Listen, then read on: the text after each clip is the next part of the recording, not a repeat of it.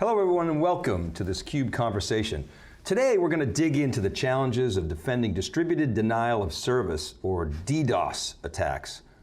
We're going to look at what DDoS attacks are, why they occur, and how defense techniques have evolved over time. And with me to discuss these issues is Darren Anstee. He's the CTO of security at NETSCOUT. Darren, good to see you again. And you, Dave. And you. So tell me about your role. You're CTO of security, so you got CTOs specific to the different areas of your business. Yeah, so I work within the broader CTO office at NETSCOUT, and we really act as a bridge between our customers, our engineering teams, our product management, and the broader market. And we're all about making sure that our strategy aligns with that of our customers, that we're delivering what they need and when they need it.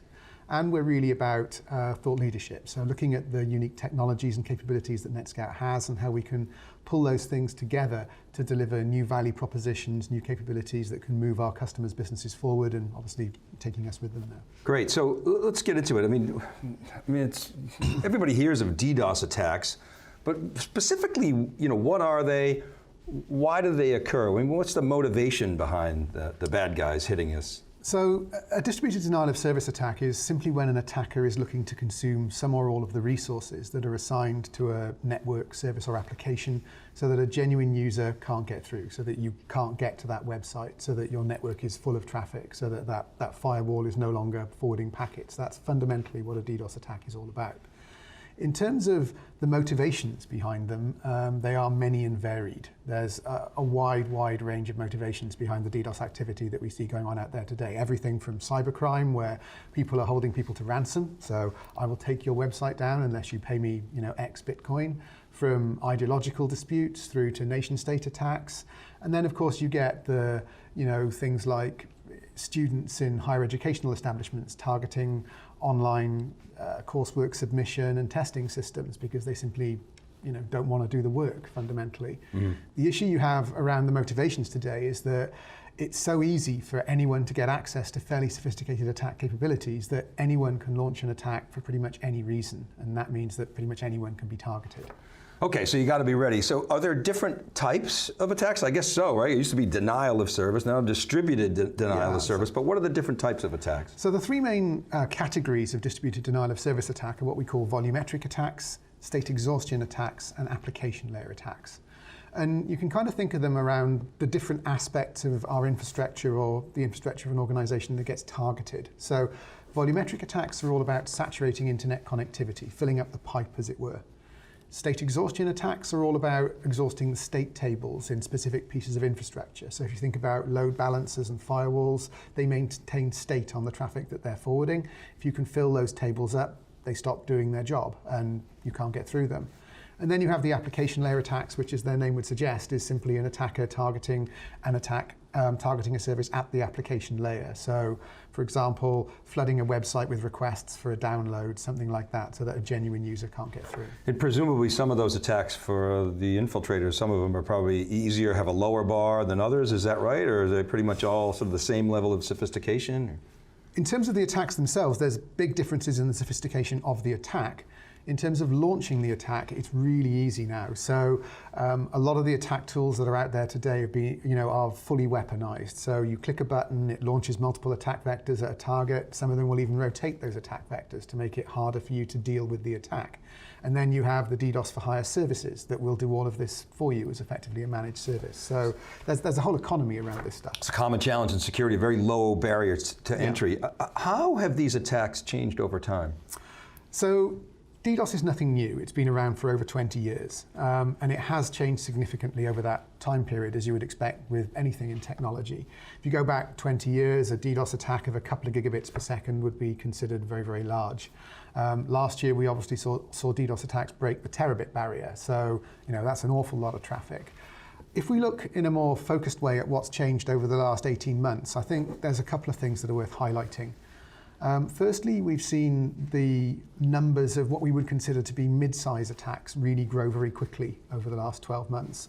Mid-size to us is between 100 and 400 gigabits per second. So we're still talking about very significant traffic volumes that can do a lot of damage, saturate the internet connectivity of pretty much any enterprise out there. Between 2018 and 2019, looking at the two first halves respectively, you're looking at about 776% growth. So there are literally thousands of these attacks going on out there now in that 100 to 400 gig band. And that's changing the way that network operators are thinking about dealing with them. Second thing that's changed is in the complexity of attacks. And I've already mentioned this a little bit, but there are now a lot of attack tools out there that completely automate the rotation of attack vectors during an attack. So changing the way the attack works periodically every few minutes or every few seconds. And they do that because it makes it harder to mitigate. It makes it more likely that they'll succeed in their goal. And then the third thing that I suppose has changed is simply the breadth of devices and protocols that are being used to launch attacks. So we all remember in 2016 when Dyn was attacked, and we started hearing about IoT and Mirai and things like that, that CCTV and DVR devices were being used then. Right. Since then, a much broader range of device types are being targeted, compromised, subsumed into botnets and used to generate DDoS attacks. And we're also seeing them use a much wider range of protocols within those DDoS attacks. So there's a technique called reflection amplification, which has been behind many of the largest DDoS attacks over the last 15 years or so. Traditionally, it used a fairly narrow band of protocols. Over the last year or so, we've seen attackers researching and then weaponizing a new range of protocols, expanding their capability, getting around existing defenses. So there's a lot changing out there at the moment. So you talked about mitigation. How do you mitigate? How do you defend against these attacks? So that's changing, actually. So if you look at the way that the service provider world used to deal with DDoS, predominantly what you would find is they would be investing in intelligent DDoS mitigation systems, such as the Arbor TMS. Mm-hmm. And they'd be deploying those solutions into their primary peering locations, potentially into centralized data centers. And then when they detected an attack using our Sightline platform, they would identify where it was coming in, they'd identify the target of the attack, and they'd divert the traffic across their network to those TMS locations, inspect the traffic, clean away the bad, forward on the good, protect the customer, protect the infrastructure, protect the service. What's happening now is that the shape of service provider networks is changing. So if we look at the way that content used to be distributed in service providers, they'd pull it in centrally, push it out to their customers. If we look at the way that value-added service infrastructure used to be deployed, it was very similar. They'd deploy it centrally and then serve the customer. All of that is starting to push out to the edge now. Content's coming in many more locations nearer to where it's delivered. Value-added service infrastructure is being pushed into virtual network functions at the edge of the network. And that means that operators are not engineering the core of their networks in the same way. They don't want to move DDoS attack traffic across their network so that they can then inspect and discard it. They want to be doing things right at the edge. And they want to be doing things at the edge, combining together the capabilities of their router and switch infrastructure, which they've already invested in, with the intelligent DDoS mitigation capabilities of something like an Arbor TMS. And they're looking for solutions that really orchestrate those combinations of mitigation mechanisms to deal with attacks as efficiently and effectively as possible. And that's very much where we're going with the Sightline with Sentinel product. Okay, and we're going to get into that. You mentioned service providers. Do enterprises approach it the same way, and what's different? So some enterprises approach it in exactly the same way. So your larger scale enterprises that have networks that look a bit like those of service providers, very much looking to use their router and switch infrastructure, very much looking for a fully automated, orchestrated attack response that leverages all capabilities within a given network with full reporting, all of those kinds of things. For other enterprises, hybrid DDoS defense has always been seen as the best practice, which is really this combination of a service provider or cloud-based service to deal with high volume attacks that would simply saturate connectivity, with an on-prem or virtually on-prem capability that has a much more focused view of that enterprise's traffic, that can look at what's going on around the applications, potentially decrypt traffic for those applications so that you can find those more stealthy, more sophisticated attacks and deal with them very proactively. A lot of times companies don't want to collaborate because they're competitors, but security is somewhat different. Are you finding that service providers, or maybe even large organizations, financial services, et cetera, are they collaborating and sharing information? They're starting to. So with the scale of DDoS now, especially in terms of the size of the attacks and the frequency of the attacks, we are starting to see, I suppose, two areas where there's collaboration. Firstly, you're seeing groups of organizations who are looking to offer services in a unified way to a customer outside of their normal reach. So, service provider A has reach in region A, service provider B in region B, C in region C. They're looking to offer a unified service to a customer that has offices in all of those regions. So they need to collaborate in order to offer that unified service. So that's one driver for collaboration. Another one is where you see large service providers who have multiple kind of satellite operating companies. So, you think of some of the big brands that are out there in the service provider world, they have networks in lots of parts of the world, and they have other networks that join those networks together, and they would very much like to share information kind of within that. The challenge has always been that, there are really two challenges to sharing information to deal with DDoS. Firstly, there's a trust challenge. So if I'm going to tell you about a DDoS attack, are you simply going to start doing something with that information that might potentially drop traffic for a customer, that might impact your network in some way? That's one challenge. The second challenge is in visibility. If I tell you about something, how do you tell me what you actually did? How do I find out what actually happened? How do I tell my customer that I might be defending what happened overall? So one of the things that we're doing in Sightline with Sentinel is we're building in a new smart signaling mechanism where our customers will be able to cooperate with each other, they'll be able to share information safely between one another, and they'll be able to get feedback from one another on what actually happened, what traffic was forwarded, what traffic was dropped. That's critical because you mentioned the first challenge is you got the balance of, okay, I'm business disruption versus protecting, and the second is, hey, something's going wrong, I don't really know what it is. Well, that's not really very helpful. Well, let's get more into the Arbor platform and talk about how you guys are helping solve this problem. Okay, so the Arbor Sightline platform has been the market-leading DDoS detection and mitigation solutions for network operators for well over the last decade. Obviously, we were required by NETSCOUT back in 2015, and what we've really been looking at is how we can integrate the two sets of technologies to deliver a real step change in capability to the market, and that's really what we're doing with the Sightline with Sentinel product.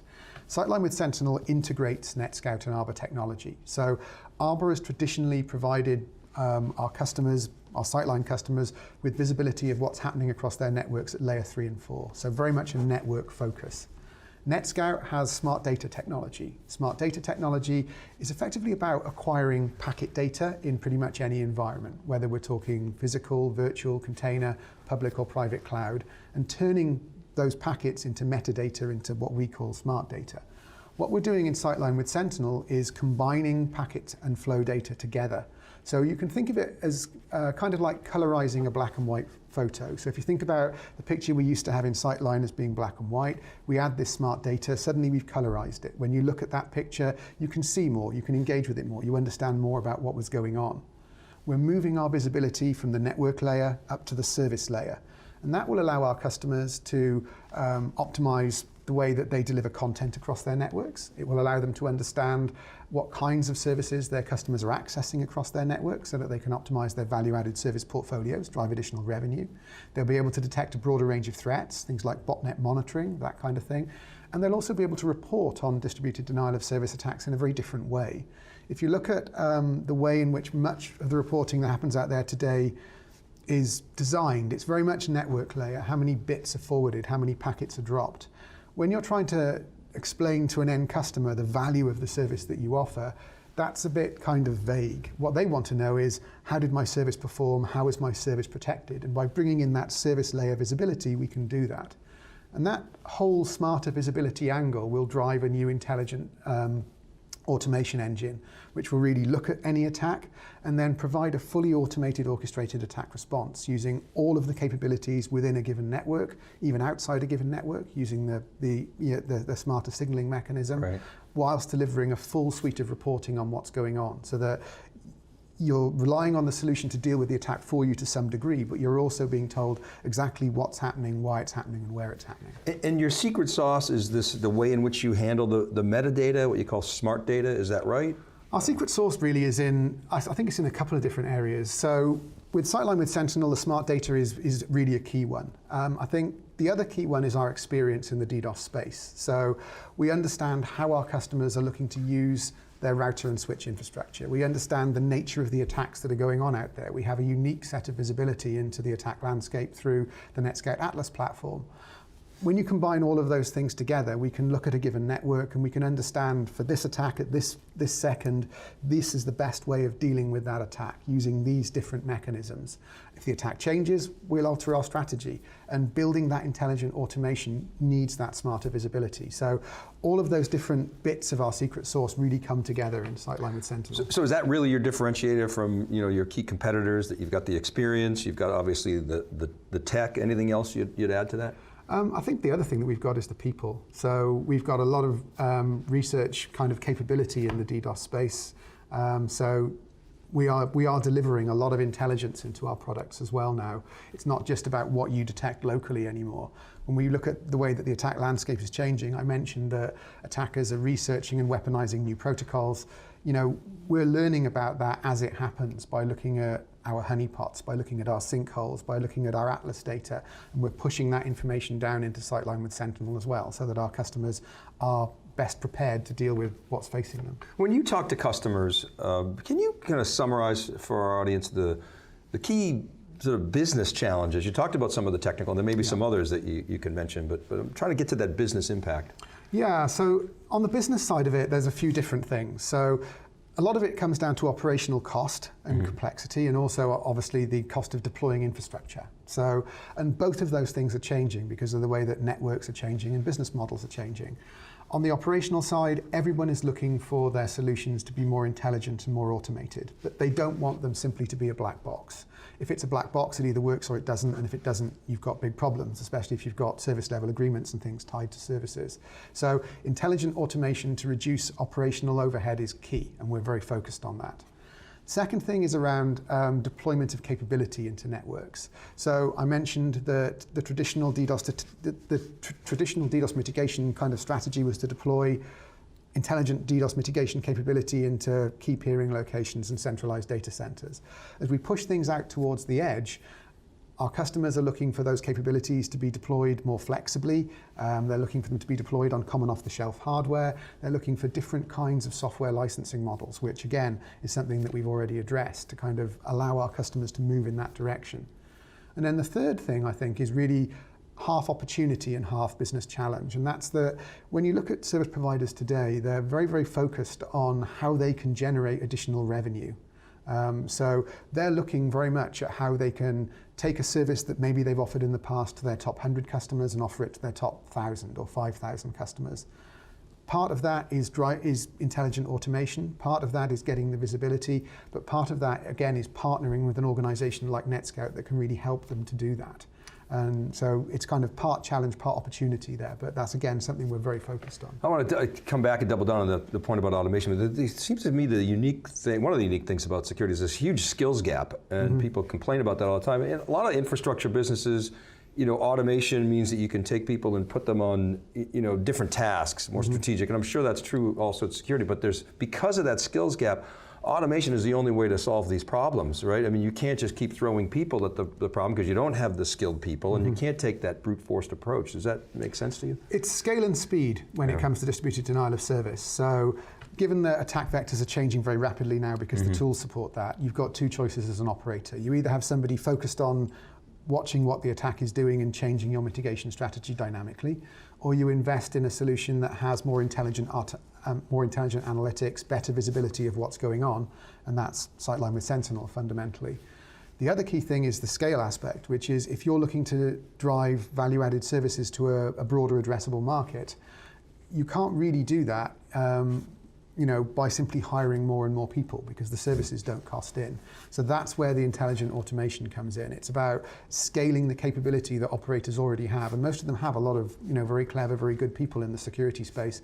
It's about scaling the capability they already have to drive that additional revenue, to drive that additional value. So if I had to boil it down to business, obviously lower cost, you mentioned scale, more effective mitigation, which lowers your risk, and then for the service providers, it's monetization as well. Yeah, and the more effective mitigation is a key one as well. So leveraging that router and switch infrastructure to deal with the bulk of attack, so that you can then use the intelligent DDoS mitigation capability, the Arbor TMS, to deal with the more sophisticated components, combining those two things together. All right, we'll give you the final word, Darren. Takeaways and any key point that you want to drive home. Yeah, I mean, Sightline has been a market-leading product for a number of years now. What we're really doing in NETSCOUT is investing in that. We're pulling together the different technologies that we have available within the business to deliver a real step change in capability to our customer base so that they can have a fully automated and orchestrated attack response capability that allows them to defend themselves better and allows them to drive a new range of value-added services. Well, Darren, thanks for coming on. You guys are doing great work. Really appreciate your insights. Thanks, Dave. You're welcome, and thank you for watching, everybody. This is Dave Vellante. We'll see you next time.